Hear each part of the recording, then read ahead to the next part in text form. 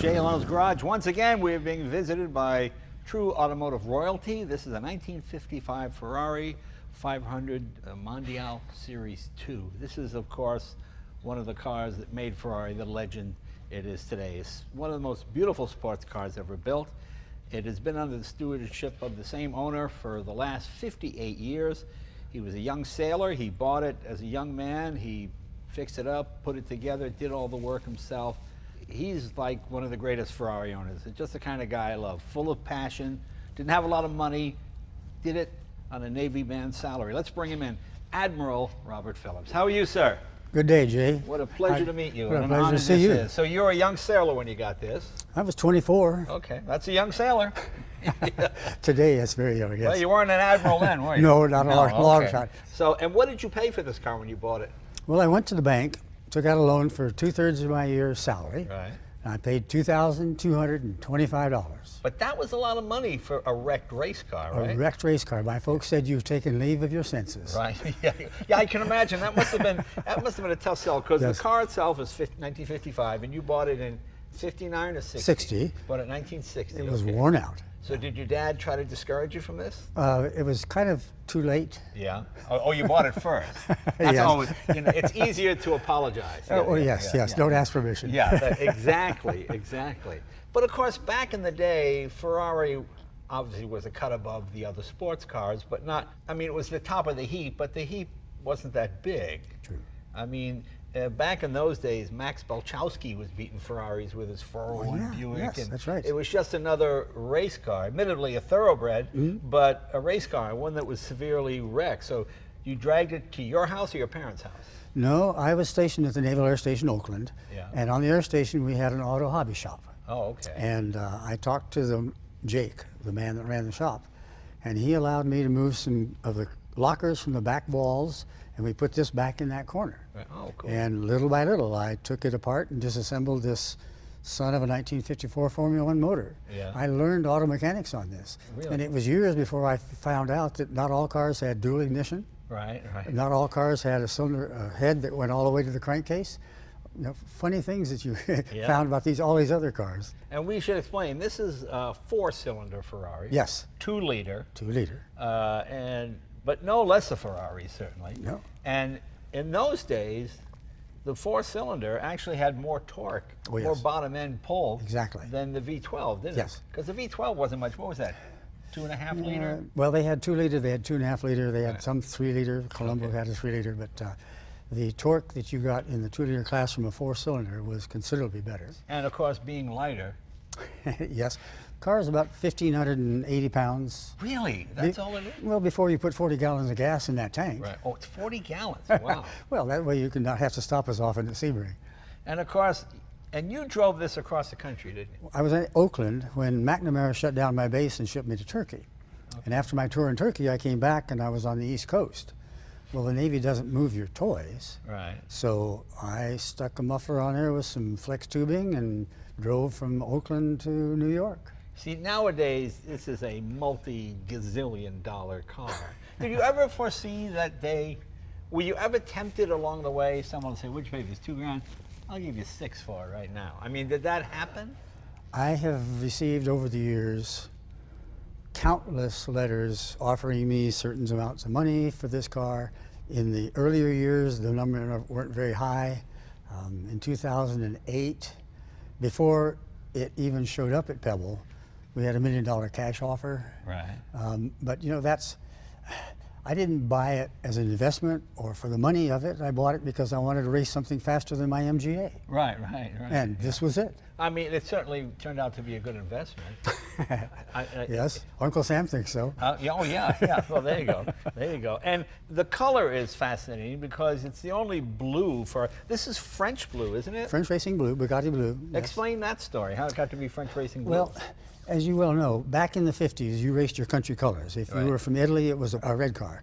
If you were from Germany, it was a silver car. Right. And if you were from Britain, it was British Racing Green. Right. This car was bought initially by Francois Picard, a Frenchman, and he asked the factory, "I want my car blue." So they painted it blue. Later on that year, it was traded back to the factory, and it was sitting on the factory floor when Enzo gets a letter from President Jimenez of Venezuela. President Jimenez wanted to put his race, his first race, on the World Sports Racing Car map. And so he sent this letter to most of the major racing manufacturers in those days, people like Oscar and Porsche and Jaguar, Maserati accepted, because the letter offered one-way fare to get the cars across the ocean. And there was a $50,000 first place prize. Wow. So this is a traded in used car sitting in Enzo's garage, and he says, send that one. And so it shows up in Venezuela with 2 other factory team cars, but they didn't change the color of the paint. They put the Scuderia sign, symbol on the side. Right. And so when it raced at Venezuela, Harry Schell, who was a top-notch driver in those days, got about halfway through the race and was passed by one of the Maseratis. Castellati had blown the rear end out of his car about the second corner. So they put Castellati in the car, and he proceeds to go out and run laps that were within 2 seconds of Juan Fangio and his 3-liter Maserati in this 2-liter car. Wow. So it's either the car or Castellati or a combination. Yeah, combination. But that was the time, that's the only time that I know of that a Team Ferrari was not red by its country colors, it was blue. And this is not the sophisticated suspension of Ferrari we think of today. Ferraris are always pretty straightforward. The engine is magnificent, but suspension and brakes were pretty much, I don't want to say standard issue, but you know, whatever worked. About 6 months before this car was built, they tested a coil spring independent front suspension on a Formula car in Barcelona. It did very well. And at that point in time, the factory changed over. So the 1955 750 Monzas and the 500 Mondials Series 2 all have coil spring front suspension. They got rid of the transverse leaf. Right. At the time they built these cars, they also changed the chassis totally. This one has flowing, dramatic steel tubes in there. They're oval, they're curved, no crinkles. It's just amazing work they did on that. So that the suspension on this for the day was very, very much new to Ferrari. Oh, okay, so it was. But it's a drum brake car, correct? It's a drum brake car. These cars, they came off the Ferrari 340, which is a much heavier car. They're 2.5 inches wide and 15-inch diameter. Yeah. So there's plenty of braking here. The linings in those days were not that good. With modern linings, today, you'll find if you step on it, it slows down. Right. In the old days, you got on the brake pedal and squeezed, it was like squeezing a brick. When is this going to slow down? You just sort of retard progress. Yes, exactly, yes. Because Ferrari really didn't go to disc brakes until mid-60s, something like that? I think there was, I think in 58 or so, there was a car, one of the cars went, I think it was sold to a privateer who put discs on it. Okay, yeah, because I remember Jaguar beat them at Le Mans. Oh, yes. And that had the 4-wheel disc, and that's when Ferrari went, hey, wait a minute, we got to catch up here. Well, let's take a look at the motor. Can we do that? I'll go around, I'll do the other side. Because I don't think most people have seen or even aware that there is a 4-cylinder Ferrari motor. Just pull this up. 2 hands, yep. There we go. There you go. And then there. Okay, and I have it. Wow, there you go. You just see those magic words Ferrari on there, and it really makes it right there. Now, how did you come about this car? Did you find it on a used car lot? Was it did somebody call you? I was at a party in San Leandro, and we discussed the fact that the night before there was a red sports car that was elusive. The California Highway Patrol was unable to catch it. It drove all the way from Vallejo down the eastern shore, Nimitz Freeway, out past San Antonio, and got away. And people were trying to guess what it was. And someone says, well, it was probably a Maserati or a Ferrari. And somebody mentioned, well, there's a Ferrari for sale up in Richmond. So the next day, Richmond, California, on the east side of the bay, refinery town. Sure. So I drive up there. I go to this Rambler dealership. I go in the front door, and there's a lady behind the counter. I says, I understand you have a used Ferrari for sale here. And she looks up and says, Sonny, this is a Rambler dealership. We don't deal with Ferraris. And somebody behind the other counter was saying, we might be storing one out back. You might go look. So I go out into this warehouse, and off in the back corner, there's forlorn piece of junk. It's dark blue. People have taken their spray guns and taken patterns on the side before they did repair jobs. Right. It was covered with filth. It was muddy. The hood was stashed in the passenger compartment. It was on jack stands, no wheels, and there was this wooden box of differential parts, twisted, mangled, blue color from extra heat. Well, it had seized at Road America the previous fall. And so I said, well, that's not a Ferrari. That's a Devon. Bill Devon from Southern California. Sure. Now, Bill Devon, he built those fiberglass. Exactly. You can make kit cars. You put your own chassis, you put a Chevy engine in it. whatever. So I wonder what motor it was. So I grab a rag from the floor, and I reach in, and I wipe the valve cover. Ferrari, I've got to save it. And that's where I took loss. And did you hear a, oh, when you, I mean, did you have that moment, oh, then a light came down? Yes, take this one. Yeah. So that's how I found it. I bought it from a traveling toy salesman in a Rambo dealership. A traveling toy salesman. He was a wholesale distributor. Oh, that's funny. And it looks like a big motor, but it's a 2-liter. It's a 2-liter. It's Yeah. a 4-bagger. Right. It looks large because the construction has dual overhead cabs. It came right from the 553 design of 1954, second half of the year, Formula One Ferrari. The casting numbers on here, when you take the valve boxes off, are the same ones that are on the Formula car. Right. It is smaller because it's 2-liter. Formula that year was 2.5-liter. So the bore and the stroke are just a little bit different. But everything else is that's the way it was a Formula car. The classic Ferrari set up 2 distributors. Yes. Even though it's a 4-cylinder, you have twin plugs per cylinder. It's because of the racing heritage. If you have a condenser or a coil go bad on one side or the other, you still have a running motor. Right. And the same thing with the valves. They're the hairpin type valves where you got 4 counterwound. One of those breaks, the other one still functions. So it's all in terms of redundancy for racing.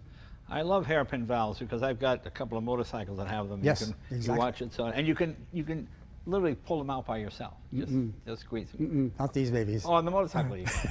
Yeah, maybe a little different here. What is the compression ratio in this? I would say about 8.9 to 1. Oh, that's not bad. Well, for 8.9. 1955, that's Right. the gas you had then. And the horsepower was what? The dyno on this motor from spring of 1955 was 172 at 7,000. Now, the V12, it was also 2-liter. How many horsepower was that? I don't know the answer. I know all about But close to four-cylinders. it. It was about the same range. Well, that's what I mean. Yes. So there's no torque great value advantage. is very different. Yeah, Yes. yeah. Yes. This has all the torque at the bottom. Oh, yes. And of course, it's a 5-speed gearbox, It's a 5-speed crash transmission. which was, so no synchros in any of the gears. No synchro on any gear. Driving it on the track, that's not a problem. Right. Driving it on the street, that's a big problem. So you have to double clutch all the time? Double clutch coming down always. If you do it right going up, you don't have to. Right, right. And on the track, same thing. But it's a stronger gearbox. Oh, yes. Because yes. it's It's the same gearbox that was in 750 Monza, Right, which is right. a much more powerful motor, 240 horses. And of course, 5-speed in America was unheard of. Yes. You know, most cars came with a 3-speed. Yes. Then you paid extra for 4-speed. And you take the pistons on here, they're absolutely domed. Right. When did the Hemis come out? Yeah. Later. Yeah, that's true. That's true. Well, let's see. What else can we see? Obviously, this is for aerodynamics. Covers Yes. the passenger Well, side. the requirement in those days that you had to have a sports car, you had to have a room for a passenger. Right. Of course, the windscreen is not on that side, so And you had to carry a spare tire. you have a spare tire, exactly. Right, right. This was before you had to have luggage, Right. and before you had to have the wide windscreen. Yeah, to me, this is the classic era. This is that era when a guy could literally drive his car to Le Mans, win the race, and drive that same car home. The race car was not that far removed from the road car. To me, that was a very exciting period. The last time that happened, I guess it was McLaren in '95. McLaren. Should have been about then. You know, Yeah. all the races I went to on the East Coast, Lime Rock and Vineland, places like that, I drove the car to the track, took the muffler off, put the straight pipe back on, and on the track we go. And in those days, the military kind of didn't sponsor racing, but certainly approved it. Was it Bombs Away LeMay? Was it? General LeMay was Yeah, very yeah. much a sports car enthusiast. Yeah. He astonished a lot of people in the hierarchy by allowing these sporty cars to drive on his runways. That's right. I remember when, he was Bombs Away LeMay, right? Yes. Yeah. He was the one that advocated using atomic bombs to build the national highway system through the Rocky Mountains. Just drop atomic bombs, keep blowing up the Rocky Mountains until you had a road all the way through. Yeah. But Yeah. whatever works. But you know, he was a car guy, and we Oh, can yes. forgive him for that. So Yes, that's exactly. fine. Yes. But that's where was it SCAA racing? kinda got- SCCA was, Yeah. if it weren't for LeMay's airport circuits, I suspect SCCA would not have survived the 50s and early 60s. I mean, I just wondered today if a young sailor like you were, at 24 years old, had an exotic sports car, if the Navy would say, oh, put it over there in the corner and it'll be okay. You know, that probably wouldn't happen today, would it? Well, Buying a 5-year-old racing car today is probably not good sense, Yeah. because the way technology moves, something that's 5 years old is, you know, leagues and leagues behind. Right. Back in those days, it wasn't that far behind, because I was still racing. You know, the cars that were beating me were the Lotus 23s and the RSK 550 Porsches. Right. Lighter, not necessarily stronger, but more nimble. This is a very sturdy car. The chassis members on here are oval tubes, 3.5 inches by 1.5 inches. It's sturdy. They're designed exactly for long distance road racing. But $2,000 in 1959, 1960 would be the same as $25,000, $30,000. About 20 grand standard inflation. So that was Yeah. a tremendous amount of money. Oh yeah. Yeah, that was. Yeah, that was. I was reminded of that several times. Yeah, yeah. Oh, Matter of fact, when I met my wife, she noticed before we were married, my check would have these balances, you know, 47 cents, things like that. What is this with this guy? Yeah, that's right. Yeah. Oh, yeah. This is the guy you want to spend the rest of your life. But you know, it took me 9 months to get it in running condition from what it was, because nobody would fix it. I had to learn how to do it. So I learned auto mechanics on this Formula One motor, and learned how to weld and form aluminum. I learned how to spray paint. It was this is kind of an education machine for me. Yeah. And the 9 months coincides with a normal human being's gestation period. My mother referred to it as her first grandchild. Right. My son refers to it as his sibling. Right. And my wife says, well, you know, it's a good thing I bought it before she came along. Now, where did you get parts in 1960? Did you write to Ferrari? Did you use American parts and modify them? In 1960, what we ended up doing was everything in the motor was okay. A couple of the points were bad in the distributors. Right. And those were easily available. The transaxle problem was a much larger problem. But I found a friendly machinist in town in Oakland. And I went out there and described to him what the hooks type joints looked like inside a ZF differential. And he was able to say, okay, I can centerless grind rollers that fit on that and put it together. And it worked. So the parts in that day, it was mostly, I just needed to get it racing again. And I wasn't worried at all about making sure I had Ferrari parts here and parts there. Well, yeah, I mean, now, you know, if you don't have Italian air in the tires, they distract points, you know. But back in the day, yeah, you just went racing. And tell us who designed this body. Sergio Scaglietti was the artisan, and I say that seriously. He was a true sculptor. He was not one that used body bucks early. He would design the thing, they would then make body bucks from that design and then hammer to those.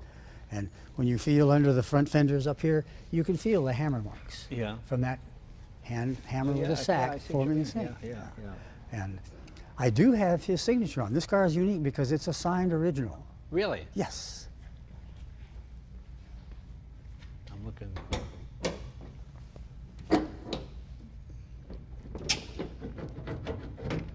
Oh, there's your spare tire you got to carry. Yep.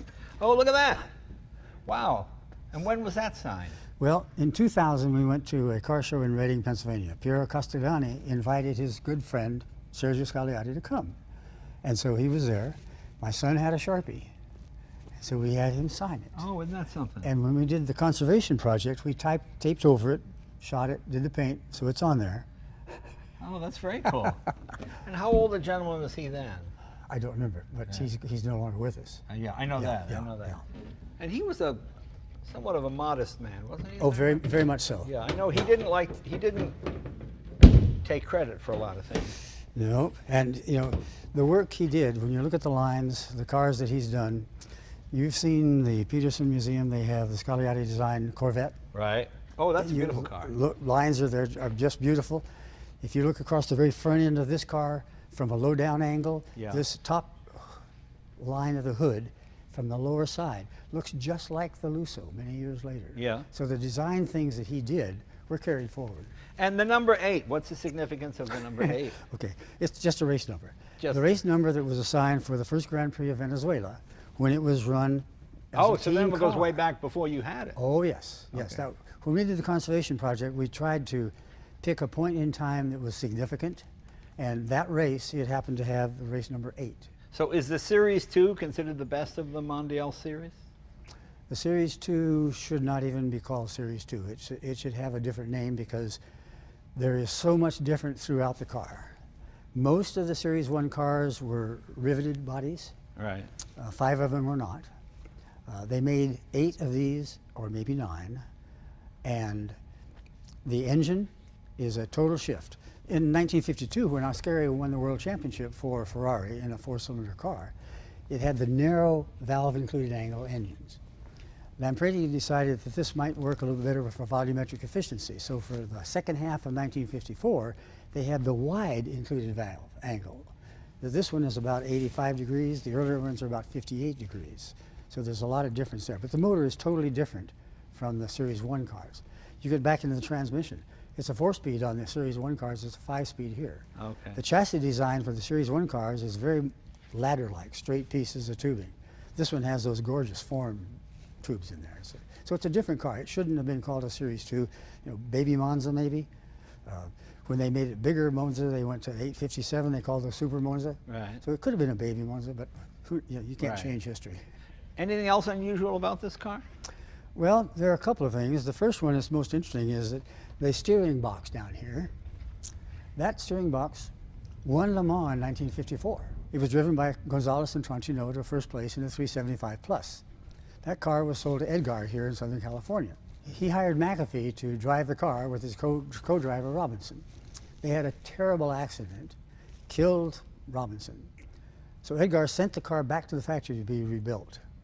So they took everything apart, put things on the shelf. About the same time this one was being built.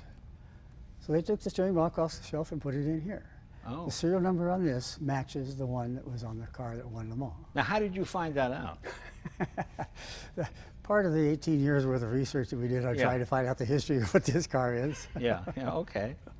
And you're probably what, the longest owner of a Ferrari? You've had this car 58 years? I've had it 58 years, and I think as an individual living person, I have had it longer than anybody else, at least for competition cars. Right. Perhaps even for the street cars, depending on how you call longest owner for somebody's estate. Right, right. And now you're going to be parting with it soon, is that correct? Well, I have done more with this car than I had ever dreamed possible. Yeah. I bought it in the first place to go racing. And I did that. I raced on the West Coast, I raced on the East Coast. I drove all the way across country one time. And it sat from 1968 until 2000, moving from different duty stations, stacked in the corner. My son occasionally would lean his bike against the side of it. You know, it was an old race car. Right. We had a family discussion in 2000. What are we going to do with that? Well, we decided, okay, we need to put it back together, right. So we started an 8-year restoration project. And when we finished that project, we had already been invited to show at Pebble Beach, and that's what lit the fire under us to make it finish in 8 years. And we got to Pebble Beach. It was an honor to be invited to Pebble Beach in the first place. And after the judges came through and looked at the car and looked at the car and looked at the car, I had a book that I presented to them. I pointed out why the color was here, why the lockout gear was there, why the different things were there where they were, based on other people's advice, trying to beat them to any question they might have. Right. And it turns out that they couldn't find anything wrong, so it's a 100-point car. Wow. And later on in the afternoon, Piero Ferrari happens to be walking by with his entourage, and I decided to, well, let me break into that little circle and ask him if he'd like to learn about this car. So I brought him over and showed him the book. And if you're a student of body language, he comes over and he's like this looking. And I'm going through the book and I'm showing pictures, and pretty soon he's holding on to this. Pretty soon he's helping turn the pages of the book. Right. Later on, we're invited to go up to the holding pen. That means we're going to get a trophy. So as you know, they do the Miss America trick. Right. They come out and they point to the third place car. Right. It wasn't us. They come back up and they point to the second place car. What? I'm going to win a trophy for first place? First time I've ever been to Pebble Beach. Wow. So we drive up on the ramp and we get the first place trophy for the best competition Ferrari. And Sandra Button is standing behind the first lady with another trophy. It was the Enzo trophy for having the best Ferrari of all the Ferrari classes at Pebble Beach. Wow. I'm pinching myself saying, I'm going to wake up back in the hotel. This is a dream. I didn't realize that I was pitching this car to Piero, who was the decider of who was going to get the Enzo trophy. Yeah, yeah. He and Jean Tott were the ones that say, that's the one. So yeah, that was my trip to Pebble Beach. So you got to be Miss America, is what you said. Who knows what it's Here he is. There you go. Very good.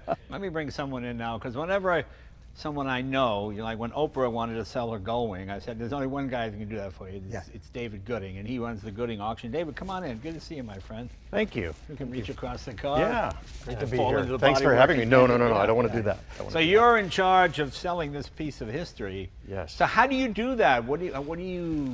Well, look, this is a car that we've been chasing and admiring for years and years. I mean, we did not know that we were actually ever going to have the privilege of offering the car, and it is a great privilege and honor to be representing this car, and hopefully finding a fantastic new home for the next owner, for the next custodian. So when the Admiral called me, I was actually astonished that we were chosen, and we're just very proud to be honoring the car. And it's been great to spend time with the Admiral and get to know him better, as well as with his family, and getting to know the car better. I mean, I've had the privilege of riding in it. Well, a woman called me once. David knows this story, and she said, "My husband died 18 years ago. He's got a car for sale. What is it?" She said, "It's a Ferrari." I said, "How much you want for it?" He said it was worth $400,000, and that's what I want to get for it. And I said, "Oh, okay. What model is it?" She goes, "Let me get it." She said, 275 GTB. Does that sound right? And I said, "Okay." And you had that devil on one side and the angel on the other. And I said, "Look, I'll give you $400,000 for it, but I think it's worth closer to $3 million." And she said, "Oh, I don't think it's worth." I said, "I tell you what, if you get more than $3 million, you have to bake me some chocolate chip cookies." She goes, "Well, I will do that." So he took it to, and what do you get, 3.7? We got $3.4 million. $3.4 million. That's right. Oh, Did you get your chocolate I cookies? did get my cookies, actually, and they were very good. The most expensive cookies I ever had in my life, but they were very good. But it was just funny because her husband had died 18 years ago, and that was the figure. That's what it was worth 18 years ago. Yes. And she was not really a car person, but it was just fun. It was just great. What do you predict something like this will bring? So this Mondial, because of its special history and provenance and the incredible racing history and condition of it, we're expecting it to bring $5.5 to $7.5 million. Did you ever in your life think that would happen? No, the numbers are just, I bought it to race it. It's not an investment. These numbers are just, I've watched the Ferrari market go crazy. Yeah. When did you first notice that, hey, wait a minute, I might be onto something here? Was it around 2000 when you said you restored it, or was it earlier than that? Jay, if you recall back in the 88, 89 time frame, if you bought a Ferrari and held on to it for 13 months, it would double in value. Sure. And we saw that happening, but this was just a dirty old race car sitting in the corner. It wasn't ready to put on market. I had lots of offers then for lowball numbers. But when we made the decision in 2000 to put it back right, we started following the prices and saying, this is crazy. And when you talk to Haggerty and you pay him for the coverage for something like this, that's crazy too. Right. So you get to the point where it becomes very antsy driving it in downtown traffic to a Cars and Coffee. Sure. Because the guys in the four-wheelers jacked up like neat car guy as they steer right over your direction. Right.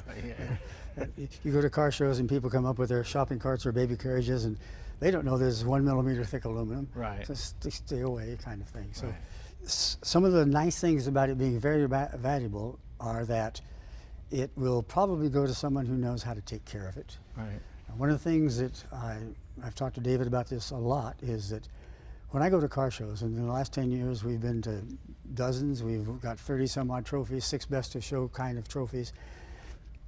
My good car show day is not if I get a trophy, but if my voice is gone from practicing what Peter Mullen calls educational outreach. Right. Telling people they made 4-cylinder cars. They were really cars. They raced, they did well, and this is something was in the early history of Ferrari. Start setting up, their first world championships were in 4-cylinder cars.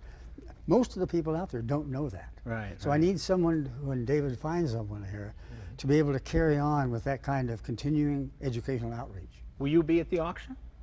Oh, yes. Oh, yeah? How do you think the car's going to get on the stand? Well, that's true. Are you going to drive it up? Absolutely. That's going to be that's going to be an emotional moment for you, don't you think? Maybe. A year ago is when I decided it was time. And so it's in my mind already fairly solidly, it's time for someone else to take over. Right. Because, every car is going to get sold eventually. Right. We're not all, you know. We're just caretakers. My dad said you're not going to get out of this alive. Right, right. So Dad sounds like a real optimist. he also taught me that dessert is not dessert without chocolate. Oh, there you go. Now, David, can people go to your website? Do you have videos? Have you got more technical information, the history of the car? All Absolutely, yeah. No, if they go on our website, there's an actual wonderful video, primarily of Robert and the car. So if they go to goodandco.com, they can go and see the video of the car. There's also going to be information once the catalog comes out, which will be about the third week in July. The whole catalog description on this car, as well as everything else that we have at Pebble Beach, will be posted up, and then you can, if you're at Pebble Beach, of course, you can watch it go live. Also, you can log on our website and watch. We do a webcast of the auction live. Well, cool. Now, can we take this for a ride? Can I be? Has anybody else driven this besides you and your son? Well, there's one character who's driven it, had his hands on this steering wheel, was Rubirosa, Porfirio Rubirosa. There's good and bad stories about him. Yeah. So, so you can put your hands on the same wheel that he did. Oh, cool. Yes. So you're gonna let me? Oh, well, how exciting is this? Very cool. Well, let's dump David, and you and I will go for a ride. And very cool. And David, you can get that catalog together. Put those videos. I'll go up. back to work. So, I'll let you guys okay, have some cool, fun. Cool. Okay. Thank you. Take David, care, thank you very Thank much. you. Thank you. Thank you very much. Let's hop in and go for a ride. Let's do it. Okay. Center hub on the horn thing works just fine for holding on. Okay. This foot goes. No, right foot first. Right foot first. Yes, there you go. That goes down there. Yep. Center hub. Center hub. Okay. And just There you go. drop yourself down. Exactly.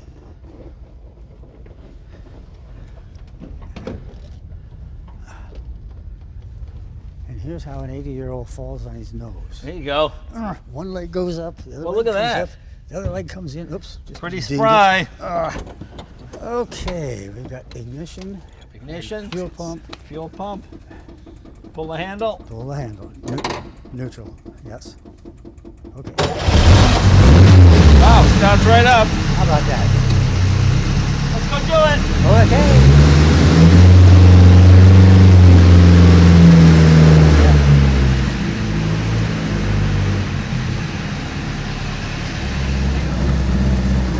What a fantastic car. Thank you. And this little four-cylinder actually had more torque than the It does. 12, didn't it? Yes.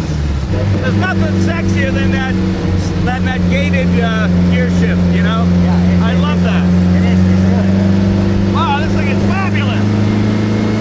What, this is 2-liter, right? 2-liter. That's right. This was the golden age of Ferrari. No question about it. Oh. In my mind. We had a car called the Pegasus on the show. Yes. It was a Firebird with a Ferrari motor in it. Yes. It was. And when Ferrari sent the engine to General Motors spelled Ferrari wrong. They wrote it wrong on the box. They didn't even know what it was. And that spare engine is still sitting at GM. Oh, wow. Okay.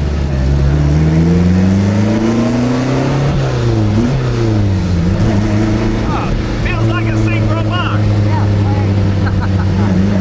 J by machine. Yeah. It's so far. And this is a Lambretta motor, correct? Oh, yeah. It was. That ready with the pliers and the hairpin springs. Right. Oh, it does have the hairpins, huh? Yeah. I love hairpins on motorcycles.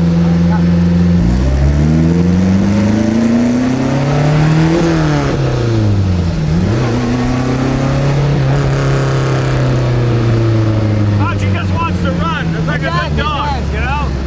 Boy, the gearbox is wonderful. That's when 5 speeds was really exotic.